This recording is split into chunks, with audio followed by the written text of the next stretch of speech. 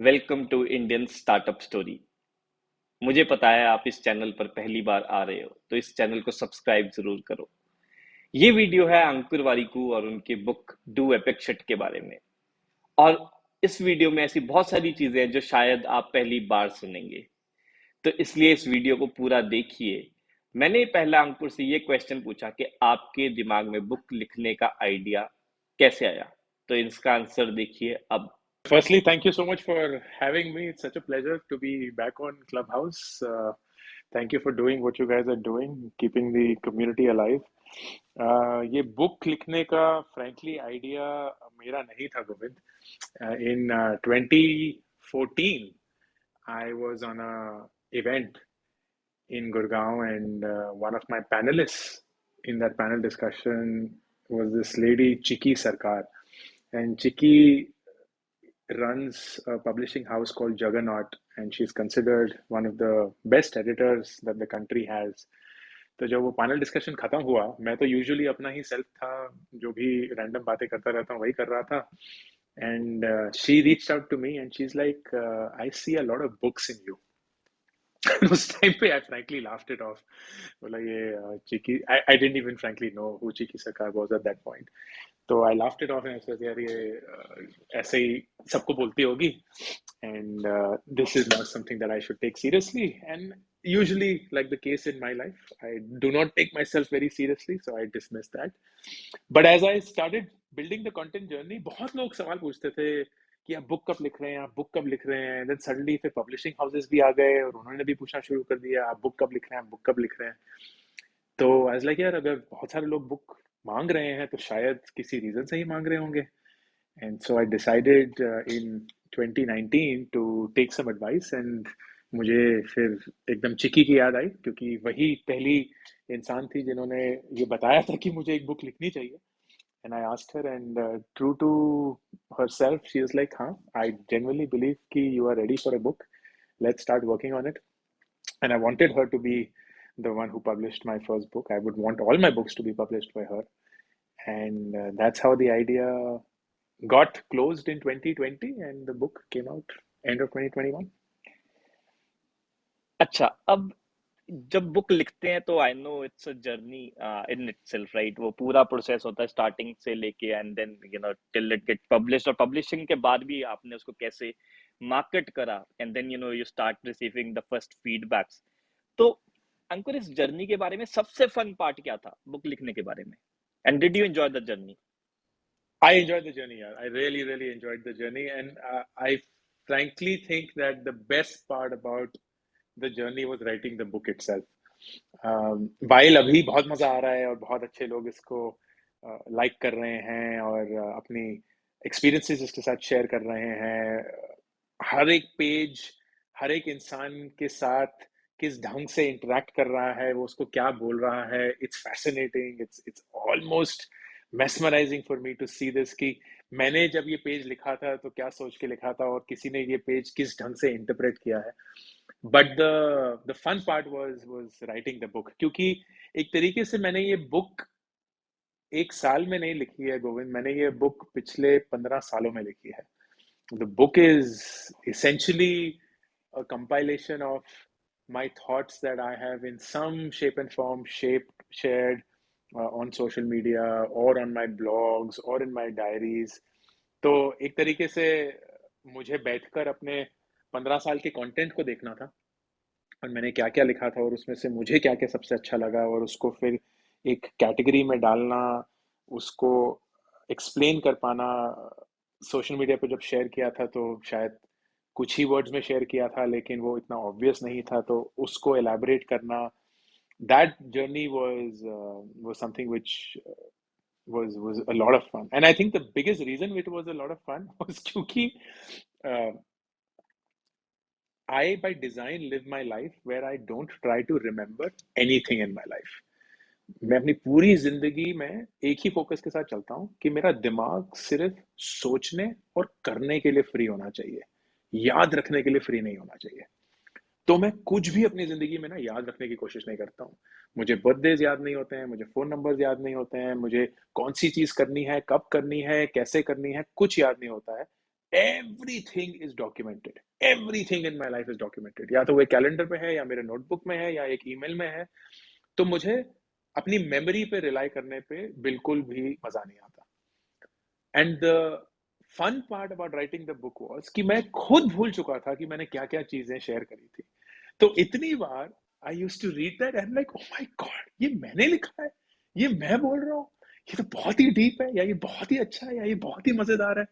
And it was almost like falling in love with my own self, which is not such a great thing, but because I do it so rarely, it was just such a wonderful feeling and emotion. So that is why I call it the fun part about writing the book. अंकुर, इस fun part से और वो कहते हैं ना falling in love with yourself, I will pick it up from here. तो ना एक बहुत बड़े, और मैंने शायद, मुझे याद है मैंने आखिरी बारी भी जो आपका इंटरव्यू लिया था इस पे क्लब हाउस पर, तब भी मैंने आपको ये बात कही थी, और जब भी मैं आपको देखता हूँ ना मुझे वो बंदा जरूर याद आता है। His name is Ahmad Faraz, बहुत बड़े राइटर हुए हैं, पाकिस्तान के शायर हुए हैं। तो उन्होंने एक बारी अपने आप पे लिख दिया था कि और फराज चाहिए कितनी मोहब्बतें तुझे, माओ ने तेरे नाम पर बच्चों का नाम रख दिया। तो वो भी अपने Wow. साथ वो सेल्फ लव में चले गए थे। And Ankur, like the impact you are creating, specially जो आपकी टारगेट ऑडियंस है उनकी, मैं I keep on reading a lot of जो आपको फीडबैक मिलता है, और the way you are changing the demography, वो दिन दूर नहीं जब आपके नाम पे भी बहुत सारे नाम हो जाएंगे। तो चलो अब नहीं, I वो तो गोल और एम्बिशन भी नहीं है, but thank you for saying it. अब आपको फीडबैक बहुत मिलता होगा आपके बुक के बारे में। Is there any feedback that you received and you loved about the book that you wrote? यार, मेरा इस बुक को लिखते हुए एक अरमान था, और वो ये था, a lot of people ask me this question कि कंटेंट क्रिएशन की जर्नी में सबसे फुलफिलिंग मोमेंट क्या है, या इस पूरी जर्नी में कोई ऐसा इंसिडेंट जब आपको कोई फीडबैक मिला हो या कोई कॉम्प्लीमेंट मिला हो जो आपको बहुत पसंद है। एंड मेरे को इसका आंसर नहीं पता है, क्योंकि कोई एक स्पेसिफिक फीडबैक या कोई एक स्पेसिफिक कॉम्प्लीमेंट मेरे जहन में नहीं है। But what I do know is, जब कभी भी कोई भी मुझे एक ईमेल लिखता है, एक मैसेज लिखता है कि I saw your content today, or I read what you shared, and that was exactly what I needed to hear today, मेरे को लगता है कि मेरा पूरा दिन बन गया। Like I feel at the top of the world. तो जब ये बुक लिखी थी, तो अरमान यही था कि इसमें इतने सारे पेजेस हैं, 293 बुक्स का, 293 पेजेस की बुक है, that if there is even one page that you randomly open up one day of your life, and somehow that page speaks to you in a way that you feel it has been written for you for that moment, and you feel like this is what I wanted to hear today, that is it. That would be when I would call myself the best selling author ever. And that is what is happening here, Govind. बहुत सारे लोग हैं जो photograph भेज रहे हैं page की, उसमें क्या उन्होंने हाईलाइट किया है, क्या उसमें नोट्स लिखे हैं, and all that they are saying is कि यार, I am at a point in my life right now जहां मुझे यही चीज सुननी थी, and I am so glad that I read it today. Nothing makes me happier. हाँ जी। अब अंकुर, आपकी ना, मैं बुक में ही चलता हूँ, I have read it a bit from here and there. मैं इसको पूरी कंप्लीट इसलिए नहीं पढ़ी कि ताकि मैं बायस ना हो जाऊँ आपका इंटरव्यू लेते हुए, राइट? क्योंकि मैं आपसे फिर मेस्मराइज हो जाऊंगा। तो मैंने बीच में से चीजें पढ़ी हैं, तो उसमें एक चीज लिखी थी, compounding is the biggest miracle of life. So tell us कि आपकी लाइफ में ऐसी कौन सी चीज है जो कंपाउंड हुई और उसके आज आप रिजल्ट्स देख रहे हो? यार, मेरी चीज में I am think I think अगर कोई मेरी जिंदगी को देखता है closely, they will find the best example of compounding. And here is why I say this. 24 साल की उम्र में I dropped out of my PhD and came back to India. और उस पॉइंट पे मैं एकदम क्लूलेस, एकदम डायरेक्शनलेस था। मैं एक ऐसे परिवार से नहीं हूँ जहाँ कोई बिजनेस वेट कर रहा था या बहुत पैसा वेट कर रहा था। बहुत ही साधारण से परिवार से, hand to mouth existence. In fact उस समय पे तो हम बहुत ही कर्ज के नीचे दबे हुए थे, बहुत सारे लोन थे हमारे सर पर, and nothing was plan, nothing was set, nothing was in order. That was me at 24। At the age of 31, I became the CEO of Groupon's India business and started that business for Groupon. 7 साल के अंदर I went from a nobody to the CEO of a country business for a multi-billion-dollar company. And there is nothing that explains it. Nothing that explains it except compounding. I'm not the smartest person I know. I'm not the most hardworking person I know. I am not the one who has some magical superpowers. कुछ नहीं है मेरे में जो कि special है. मैं एक बहुत ही साधारण सा इंसान हूं. लेकिन जब मैं यूएस से वापस आया तब मुझे ये चीज पता चली यार मेरी जिंदगी में एक गोल था, एक टारगेट था जिसकी तरफ मैं काम कर रहा था, अच्छे से काम कर रहा था. I was actually good at that. Everything ना जो हमें बोला जाता है एक गोल और टारगेट में होना चाहिए, वो हर एक चीज मेरे गोल और टारगेट में थी. And yet I failed despite having the best target that I wanted to do and was good at. I failed because the target did not work out for me. तो when I came back, I was disillusioned कि गोल और target का तो कोई basis ही नहीं है, ये तो एक अरमान है. When we say कि I want to have a certain house or a certain car or a certain औहदा or a certain शान शौकत पैसा by this age, वो हम गोल और टारगेट बोल देते हैं, लेकिन एक्चुअली तो वो हमारा अरमान होता है. It's just a desire. And there is no basis for that desire. No basis for our capability, no basis or understanding or appreciation for how the world will change, how it will play a strong part in it, no understanding of how luck plays a part in it. तो I was very clear कि यार एक और गोल और target तो नहीं रखना है जिंदगी में, क्योंकि जो सबसे बेस्ट वाला गोल और टारगेट था वही मैं अकम्प्लिश नहीं कर पाया, तो मैं किस बुनियाद पे एक और रखूंगा.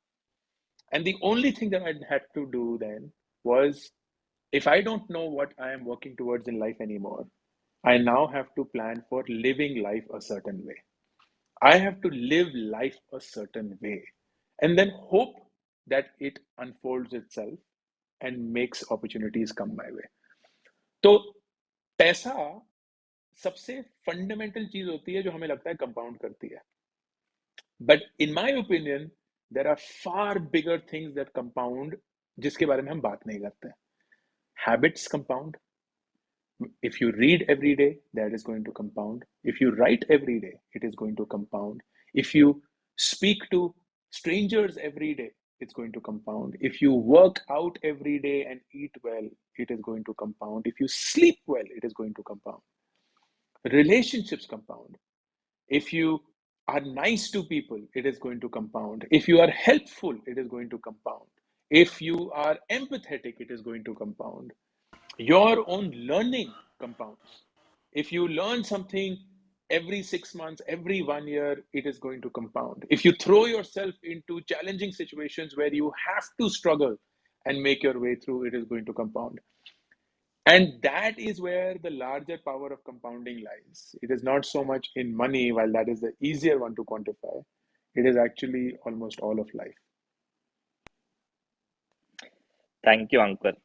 अब ना मैं फिर आपकी बुक में ही चलता हूँ और थोड़ा सा मुझे पता है आपके कंटेंट के को फॉलो करते हुए कि at the age of 39 you made this choice, right? तो आपने यहाँ लिखा एक बुक में, we always have choices, no one's ever stuck, we are just scared to make those decisions.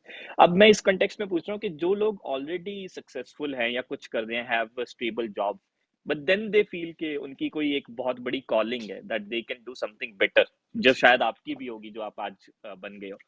तो उनके बारे में मतलब how do you think they should process it और गो फॉरवर्ड विद इट? यार इसका एक बहुत ही सिंपल सा अप्रोच है जो मैंने अपनी जिंदगी के लिए यूज किया है. That's why I know it works. It's worked for me, so there is no reason it shouldn't work for anybody else.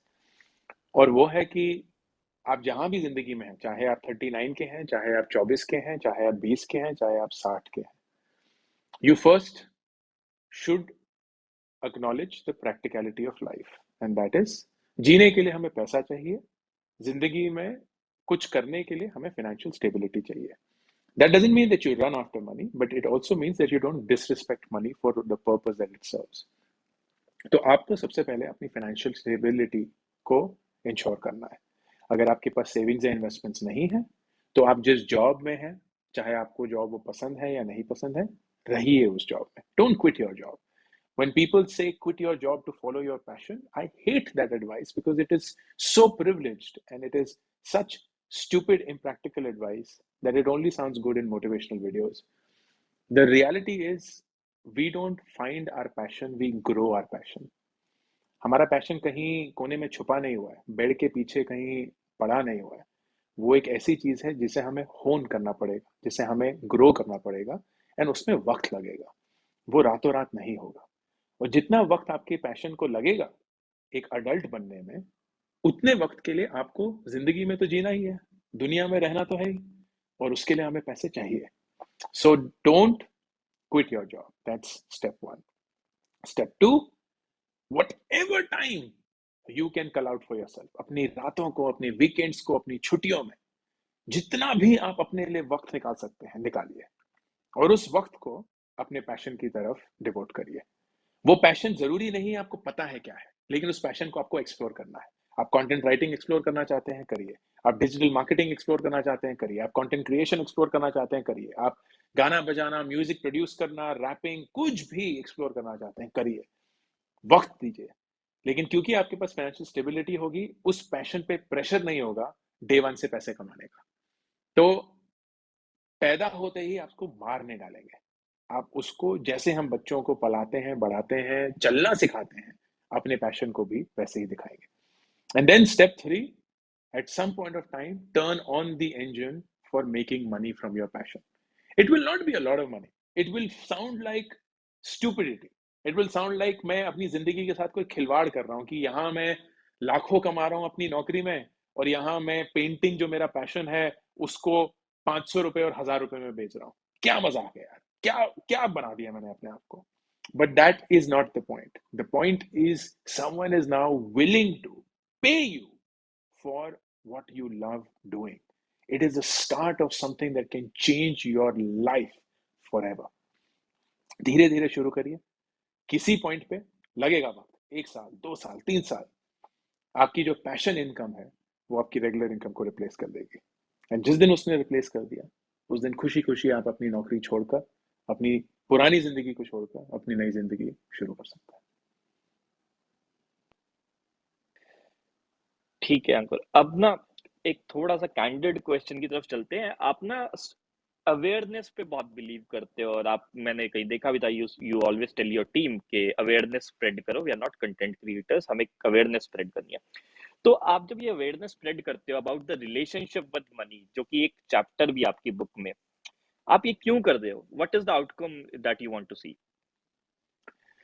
There are, तो बुक के पीछे अगर आपने नोटिस किया होगा Govind, is a quote which says 3 relationships in our life define almost everything that happens to us in our life. और वो 3 रिश्ते हैं, हमारा पैसे के साथ रिश्ता, हमारा वक्त के साथ रिश्ता, और हमारा खुद के साथ का रिश्ता। हमारा पैसे के साथ रिश्ता drives our ambition and our choices in life. अगर हमारा पैसे के साथ रिश्ता बहुत खराब है, तो हम शायद एक ऐसे जिंदगी में पलते रहेंगे जहां हम पैसे के पीछे भागे जा रहे होंगे। हमें कोई परवाह नहीं होगी यहाँ हम खुश हैं या नहीं, परिवार को टाइम दे रहे हैं या नहीं, अपने लिए वक्त निकाल पा रहे हैं या नहीं। हमें सिर्फ यही लत लगी होगी कि हमें पैसे कमाने हैं, और उस पैसे का क्या करना है हमारे पास कोई आइडिया नहीं। लेकिन अगर हम पैसे के साथ एक ऐसा रिश्ता बना पाते हैं जहां हम पैसे के पीछे नहीं भागते हैं, पैसे के साथ साथ चलते हैं, इनफैक्ट हम पैसे के 1-2 कदम आगे ही चलते हैं, ताकि पैसा हमें सपोर्ट करता है, हमें डिक्टेट नहीं करता, then suddenly you are able to make choices in life. Because as is often mentioned, and Naval Ravikant expresses this quite actively, and it's something that the world has known for a long time. Money does not buy you things. The true value of money is freedom. Freedom to do what you want to do with your time. जब आपके पास बहुत पैसा होता है, तो या तो आप उसको चीजें खरीदने में खर्च कर सकते हैं, या आप वो चीजें कर सकते हैं जो आप करना चाहते हैं। Whether it's traveling, whether it's reading, whether it's singing, whether it's sleeping, whether it's doing whatever you want to do, you have the freedom to do that. And that is what relationship with money allows you to do. Most people, because they don't even understand that there has to be a relationship built with money, just keep chasing money. और हमें कोई training नहीं मिली है, माँ बाप ने नहीं सिखाया, स्कूल कॉलेज ने नहीं सिखाया, तो हमें पता ही नहीं चला कि पैसे के साथ करना क्या है। हमें सिर्फ ये बताया गया कि पैसे कमाने हैं, पर हमें ये ही नहीं बताया गया कि पैसे कमाकर पैसे को अपने लिए कैसे यूज करना है। That is the only thing that I try to do when I say I want to make people aware of their relationship with money. अब ना अंकुर हम चलते हैं। आप कंटेंट क्रिएशन में you do a lot of things, जैसे आप Twitter पे थ्रेड्स लिखते हो, आप इंस्टाग्राम पे लाइव आते हो, आपके बहुत सारी डिफाइंड काम है। अब ये तो हम देख रहे हैं जो आगे से दिख रहा है, लेकिन इसका जो बिहाइंड द सीन्स है, जो इसके सिस्टम्स हैं, if you want to just share, ताकि अगर हमारे साथ कोई लोग हो जो कि इस कंटेंट क्रिएशन में वो खुद भी हो, तो they can probably replicate your systems. तो So this is a great question, and I have an answer which not just applies for content creation but ये applies था for life. वीडियो का पहला पार्ट। इस वीडियो का second part देखने के लिए आप इस चैनल से जुड़े रहे, और वो सेकंड पार्ट शायद इस फर्स्ट पार्ट से और ज्यादा इंटरेस्टिंग हो।